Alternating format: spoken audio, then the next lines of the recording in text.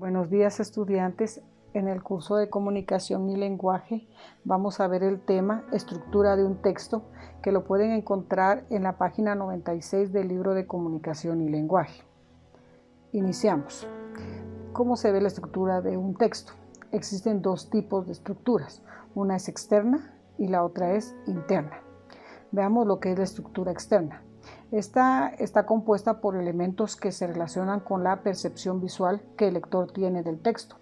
Estos elementos construyen la forma de presentación del contenido.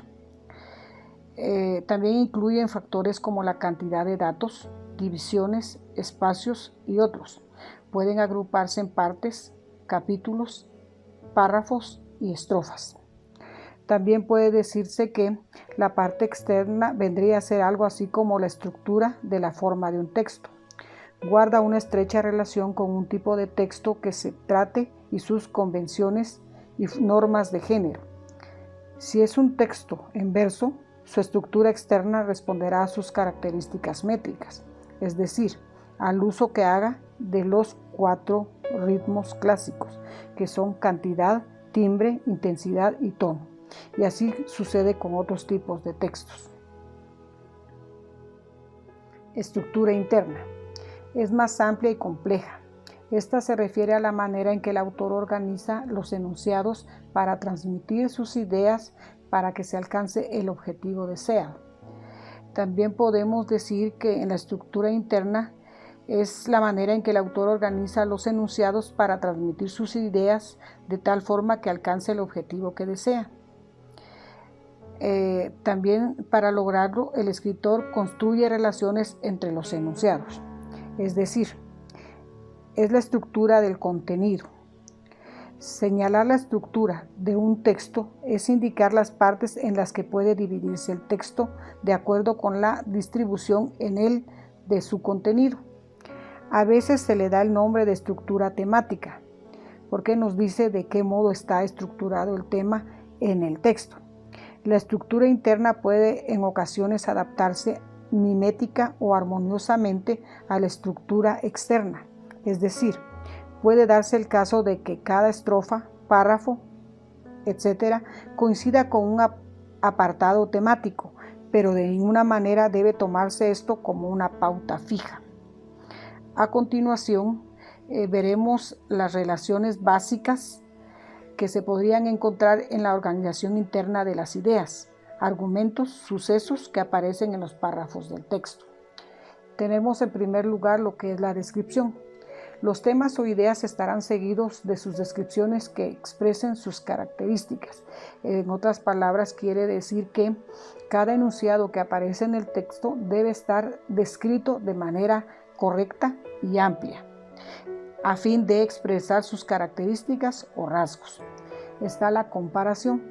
Es una exposición de dos elementos los cuales se describen sus características, con el objetivo de contrastarlos o compararlos. Esto nos sirve para cuando hay enunciados en donde se describen sus características y se pueden comparar uno con otro.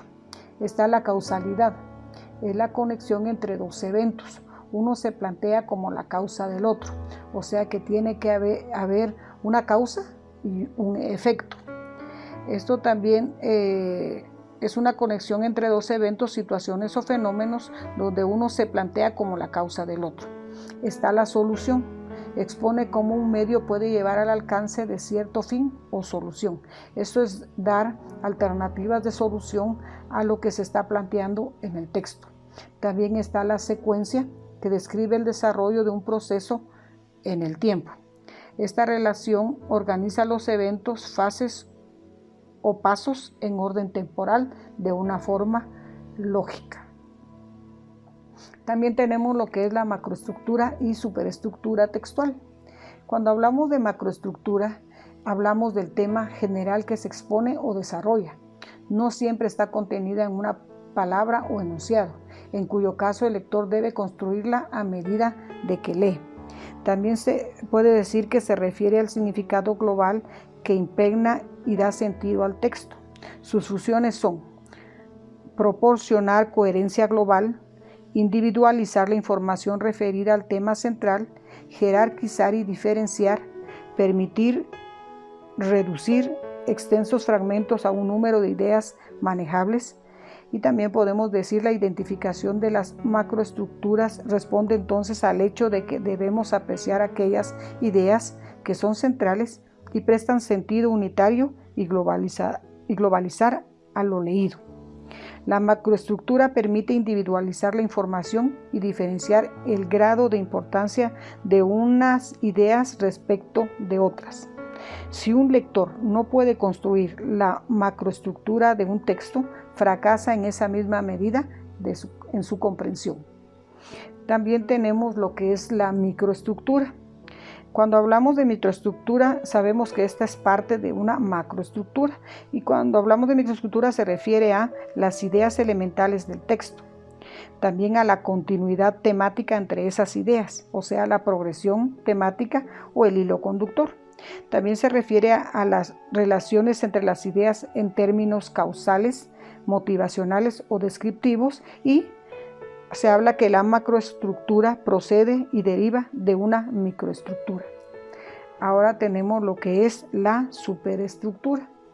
Este es un esquema en que se organiza el contenido y es lo que permite clasificarlo en algún tipo. Divide el contenido en introducción, desarrollo y conclusiones. Por otra parte, se refiere al esquema que se organiza el contenido y permite clasificarlo en algún tipo, por ejemplo, narrativo, informativo, poético, dramático, entre otros. También tenemos la superestructura general y básica y divide el contenido en introducción, también lo divide en desarrollo y conclusiones. Muchas gracias por su atención.